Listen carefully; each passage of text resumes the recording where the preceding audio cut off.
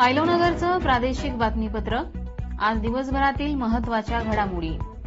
लाडकी बहीण योजना निवडणुकीपुरतीच, जनतेचा दाखला देत शरद पवारांचं भाष्य।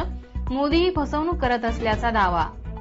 सत्तेतून पैसा हीच शरद पवार आणि काँग्रेसची विचारधारा। भाजप प्रदेशाध्यक्ष चंद्रशेखर बावनकुळेंचा हल्लाबोल। भारतातल्या कांद्याला मारायचं, पाकिस्तानच्या कांद्याला जिवंत करायचं हे केंद्राचं धोरण। जयंत पाटलांनी केंद्र सरकारला सुनावलं। जम्मू काश्मीरमध्ये पुन्हा एकदा चकमक, सैन्य दलाचा एक जवान शहीद, एका दहशतवाद्याचाही खात्मा।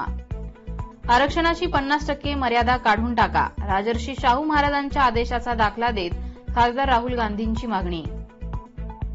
मी बोलत असताना माईक बंद केला, नीती आयोगाच्या बैठकीनंतर ममता बॅनर्जींचा गंभीर आरोप। आरक्षणाला धक्का लागल्यास 100% राजकारणातून संन्यास घेणार, खासदार प्रफुल्ल पटेल यांचं मोठं वक्तव्य। लाडकी सून योजना सुरू करा, सहकार मंत्री दिलीप वळसे पाटील यांच्या पत्नी किरण वळसे पाटील यांची मागणी।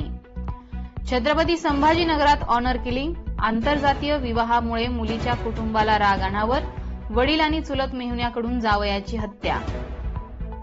पॅरिस ऑलिम्पिक स्पर्धेतून भारतासाठी आनंदाची बातमी, नेमबाज मनू भाकरची फायनलमध्ये धडक, उद्या पदकासाठी लावणार निशाणा।